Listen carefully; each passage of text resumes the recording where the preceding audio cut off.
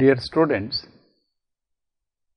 as part of the data sources, we will be covering in this module the civil registration system in India. The major learning objectives of this module is to discuss about the structure, the type of data collected and the publications related to various vital statistics of population data. India has a long tradition of registration of vital events like births and deaths, and the administrative machinery for this purpose has been in existence for over a century. In the beginning, only deaths used to be registered with a view to assessing the health situation, and hence emphasis remained on collection of statistics on deaths at that time. The Sanitary Commissioner of the Government of India, who was responsible for the administration of public health in the country, used to obtain information on deaths by causes like cholera, smallpox, plague, fever, etc. from the provincial sanitary commissioners. The quality of data collected nonetheless was highly deficient and incomplete. In 1868, the Government of India directed the sanitary commissioners to prepare a series of forms for the collection of vital statistics in respect of the general population. With regard to births, very little was said. The erstwhile central province of Berar was the only one which had gone ahead with the introduction of a system of registration of births as early as in 1866, which had gone ahead with the introduction of a system of registration of births as well as in 1866. Punjab and United Provinces followed later on.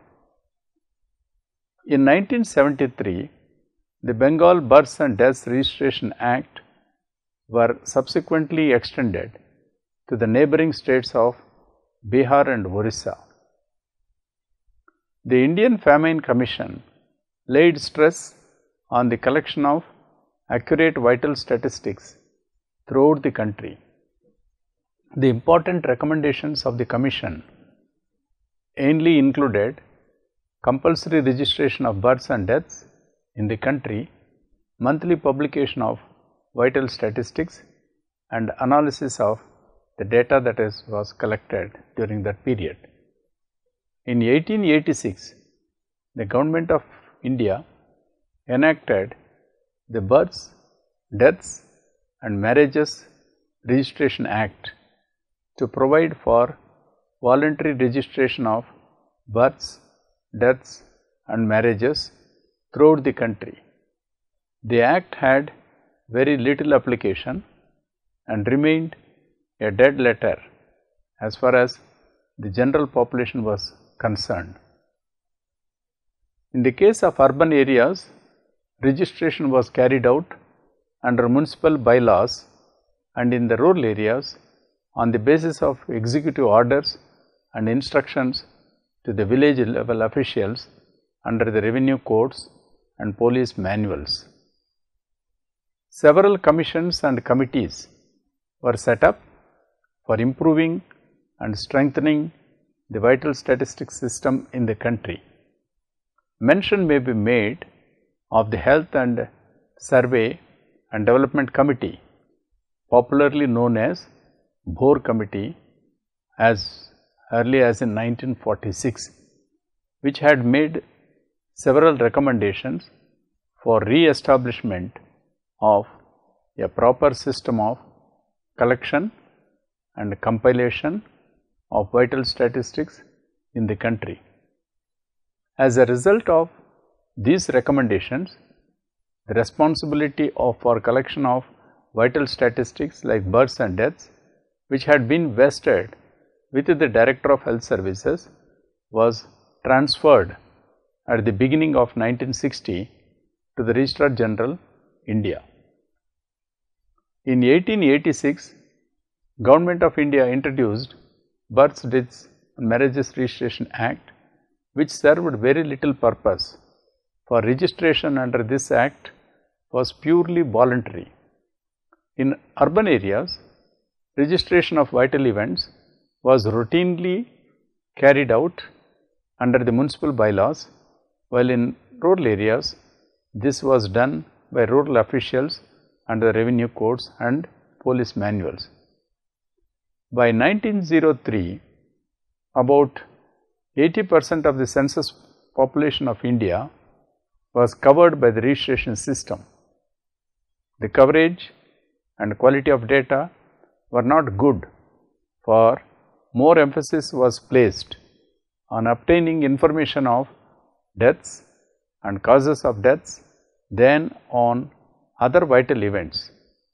This is quite understandable, because the objective was to control diseases and epidemics. Several commissions, such as Royal Commission on Agriculture 1924 and the Royal Commission on Labour 1928, have made important suggestions for improving the scope and quality of vital statistics in the country. As a result, effective steps were taken to improve the quality and coverage of vital statistics in urban areas. All the progress made so far in the direction of improvement of the vital statistics registration system, however, came to a standstill following the Second World War, at the end of which was completely shattered. The Health Survey and Development Committee, popularly known as the Boer Committee, after its chairman Sir Joseph Boer, which was set up in 1946, has deplored the state of affairs in this field and made several suggestions for its reconstruction. It must also be noted that up to 1921, the population of India was increasing at a slower rate, and the problem of its growth had not become formidable, mainly because the fertility and mortality were very high, and due to which the difference in these vital events, which comes to be as the calculation of growth rate, was very low. The realization that the population was growing at an alarming rate came only after 1951, mainly because the difference in birth and death rates started widening. A great need was then felt to have correct information on the growth of population for planning, for economic and social development. It was also realized that vital statistics should be the responsibility of some official organization involved in census operations, rather than that of the sanitary commissioner or of the Director General of Health Services. After realizing this, in 1960, the responsibility was vested in the Registrar General, who was also the Census Commissioner of India. There has been no uniform legislation relating to a compulsory registration of births and deaths on an all India level for a long time, a fact which hampered improvement in the registration of various vital statistics. The Registration of Births and Deaths Act, passed in 1969, extends to the whole of India and makes the registration of births, stillbirths and deaths compulsory. The Registrar General of India is the central controlling authority in charge of the vital registration system. He is responsible for the consolidation and the tabulation of the registered data at this national level. He is also entrusted with the task of evaluating and promoting the registration system in the various states and union territories. In each state, the chief registrar is in charge of the civil registration system. The major aspects that are covered mainly refers to that the items of information collected in the registration records are births or stillbirths, the characteristics of the event with the date of registration, date of birth, sex, place of birth, order of live birth, type of attention at delivery. Also, the characteristics of mother and father like literacy level, occupation, status, nationality, religion, age of mother at confinement are also covered as part of the fertility. In the case of deaths, the major characteristics of event related to, for instance, date of registration, date of death, place of death, cause of death, type of medical attention received are important, in addition to the characteristics of the deceased like age, sex, marital status, religion, nationality, occupation. These are very important indicators that captures the vital information about the deceased. Next follows is about the tabulation. The important indicators when it is captured and when it is registered, how the data has to be presented, that is a main aspect of tabulation. The Office of the Registrar General brings out a volume titled Vital Statistics in India, weekly as well as annually. The table below shows the various tabulations of registration data published by the Central Office of Registrar General. The various list of items of tabulation of births and deaths clearly reflects about how the data flow is maintained and also the way in which it has been tabulated is understandable.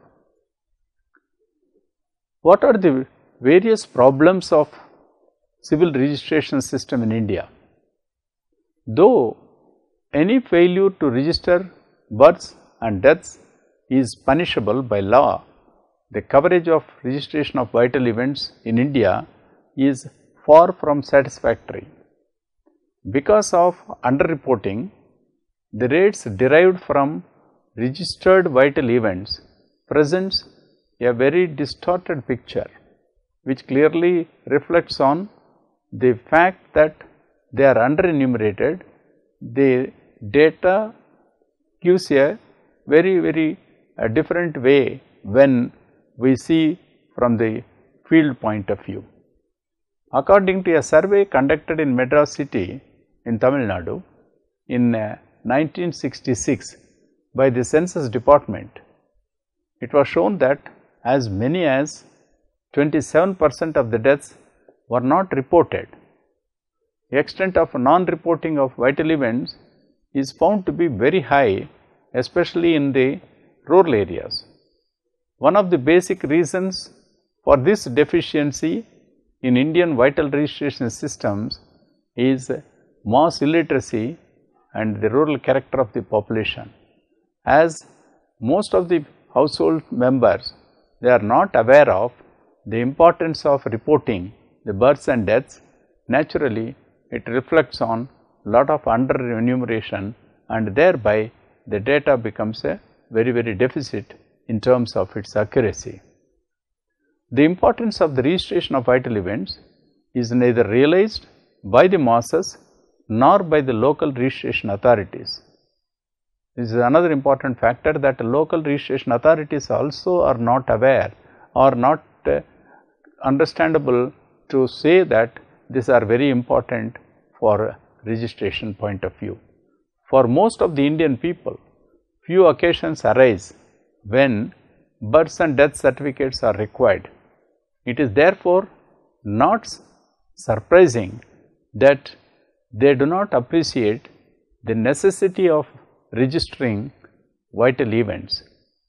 And in this regard, it is very important that, for instance, when the school child has to be admitted in a particular school, one of the important requirements is submitting a birth certificate.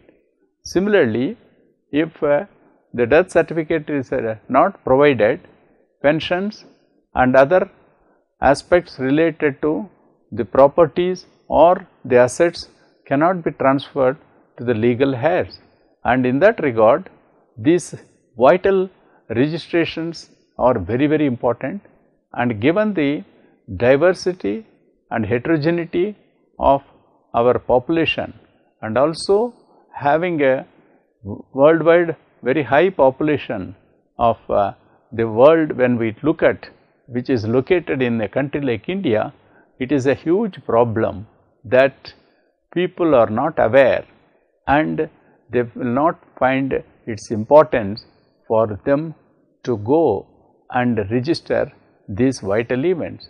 And only the realization comes when such certificates are very important in their vital aspects like school registration and for getting a pension or for getting some of the other related certificates.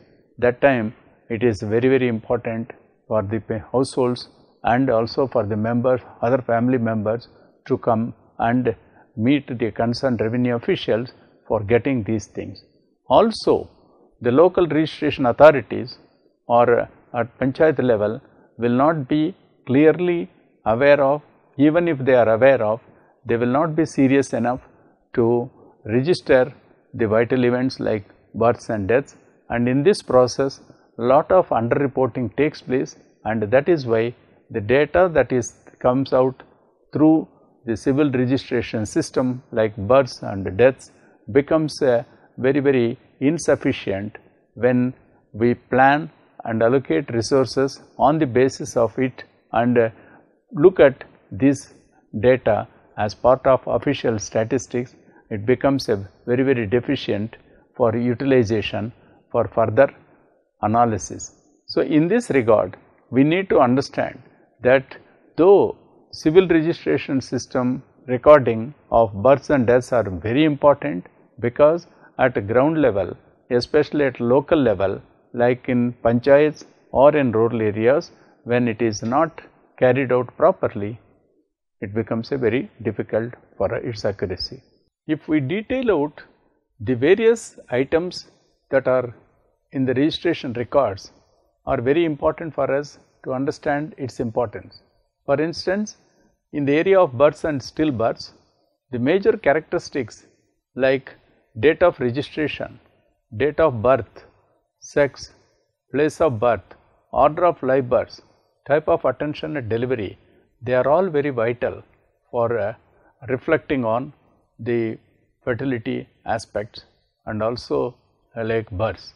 For example, the date of registration clearly reflects on from the event that takes place, a birth to date of registration is a very important aspect.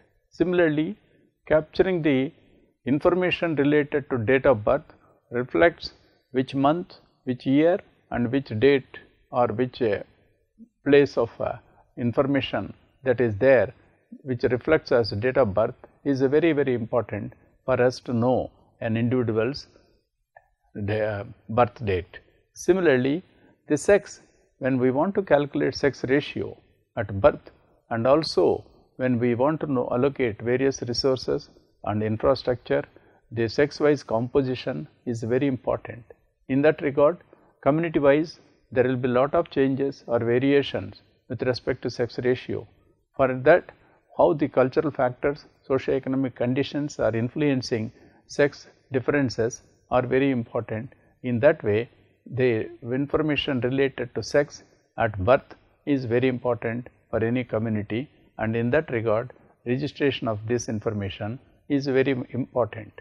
Similarly, place of birth, because it reflects on the type of facilities that are provided, and also how the area wise differences in the birth rate occurs are very important for us to capture. That is why place of birth is another indicator or a characteristic which is very essential as part of understanding through civil registration system. At the same time, like information related to order of live births, that is another important aspect, because it will reflect, if the higher the birth order, it will shows higher the fertility level in the community. Similarly, if the order of birth is very low, it indicates how the woman's status has improved, how the facilities that exist because in the health infrastructure, and also the extent of family planning coverage also is reflected.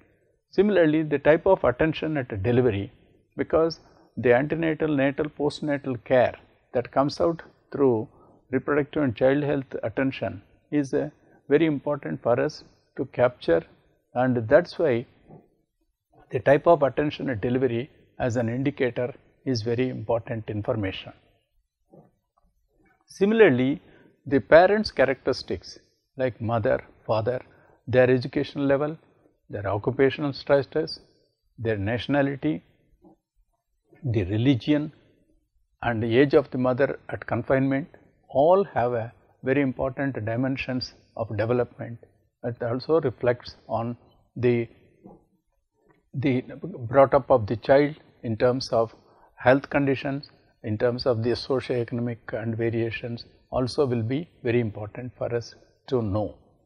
In the case of deaths, similar is the situation, like date of registration, because the death incidents when it occurs and the date of registration, what is the time lag that occurs is very important. Similar is the case with regard to the incident that occurred at which date is very important. Similarly is the case with regard to information on place of death, whether the place of death refers to rural or urban, whether it is in the hospital setting or in the community setting is very important. At the same time, cause of death, because the cause which contributed for the death of that individual is very important. If it is a infectious diseases, or whether it is because of chronological chronic health problems, or is it because of failures in the operations, or is it because of water contamination or unsanitary facilities, and what are those specific factors that contributed for the death is very important for us to understand. Similar is the case with regard to the type of medical attention received at the time of death and before or after the incident occurred, how the doctors and medical attention and from the medical personnel have played their role in registering and also making an attempt of providing a proper treatment is very, very essential for us to understand.